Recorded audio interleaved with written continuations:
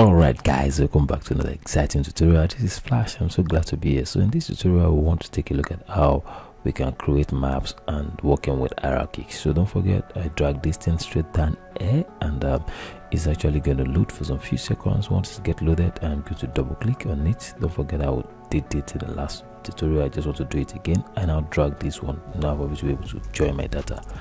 So I've successfully joined this data like this. You can see it from here. I can easily go to sheet. So when I go to sheet, I'll see it joined.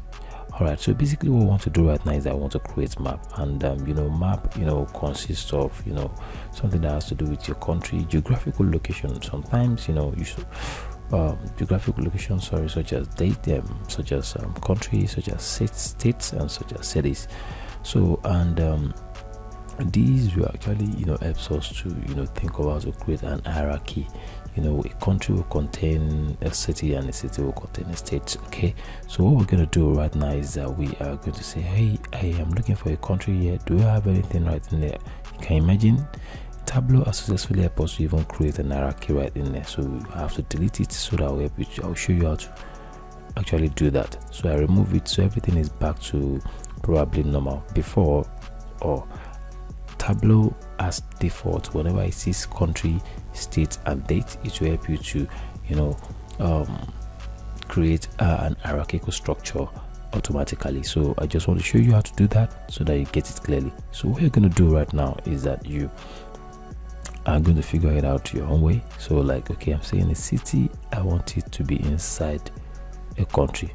So by the time you do that, you are going to see, let me show you. You're going to see, it's going to say create hierarchy. You can see I drag this city to inside a country, and here I want to call it geo. Let's give it a name. Geolocation. Geolocation. Okay, so you can see so by the time you do that, you can see the hierarchy is going to be here. The moment you get that one done, let's see, in here I can easily drag something like state in between. All right, this is awesome. So the moment I get that one done, it is pretty easy. I can easily say, now that my geographical location has been successfully created, I can easily drag it right and put it inside this place. So by the time you do that, let's see exactly what is going to happen. You can see the country has been highlighted, and you can see the map has been successfully displayed. This is awesome. All right, we're not done yet. So you can see this, okay, fine, this has been done. You can easily say, let me see. You can see from here you can zoom the area, from here you can do the pan, from here you can do rectangular selection, from here you can do a lot of things. So but that is exactly what we want to do right now. We want to figure out something, and that thing is let's see whether we can see how many sales does each state actually recorded. So you can easily say, okay, fine, where is sales? You can drag sales to size, and let's see what exactly is going to happen. Do I have sale in there? I have to check right now whether I have sales on my list. Okay, all right, so where is sales? Come on, sales, where are you? All right, so I can easily say, okay, sales, I'm actually going to drag you straight down to our size. So where are you? Okay, I think I see sales in there. I can drag it to size. So imagine if I should drag sales to size, you can see, and I have sales right in there. Okay, so by the time I do that, you can see I can probably give it a color, or probably a border, which is automatic. I can say I want to give it a border of black, so that it's going to make it to be a little bit more beautiful. So once I do that, that one is pretty good. So you can easily see that we now have more sales. So another thing, we now have sales, respective sales based on you can see. Okay, so and that's that. Okay, another thing I would like to show you, you can see some of sales in there. You can see that you can see it under show me.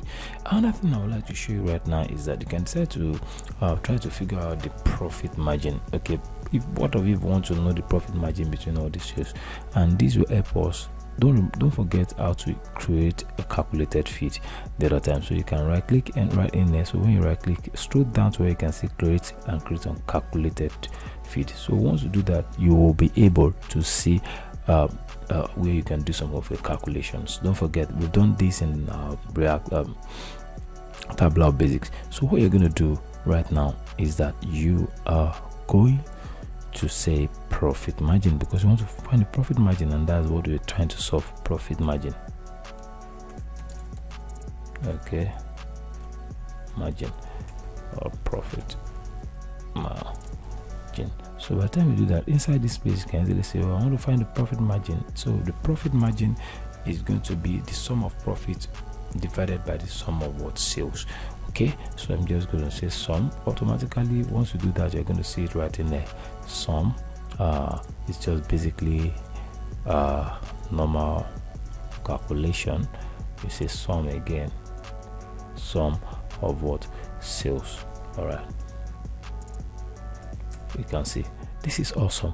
All right, so the moment you get those one done, you say profit margin, you can click on OK. Automatically profit margin is going to be displayed down below. So under the profit margin, you can say, okay, let's drag the profit margin into the color. So let's see how it's going to look like. Okay, this is awesome. You can see the profit margin. You can see that you now have some of the profit margin with the color. You can see, but here the Tableau intentionally helps you. It gives it to you in aggregate, so you can see this is cool. So you now have your profit margin based on each states, and you have what is known as what you are able to create hierarchy, and you're able to understand sales in each kind of in each state. You can see Sweden, very small. You can navigate to here, see Finland, see Norway. You can see this country, United Kingdom. You can see Belgium. You can see Netherlands. You can see Germany. All right, so this is a sales record based on the entire Europe. Okay, from one particular time to another. So you can see. All right, so basically this is the concept of understanding how to create map, and at the same time understanding the hierarchies. So it is simple. Sometimes a lot of people normally ask me one question, and that question is why is it that Tableau is not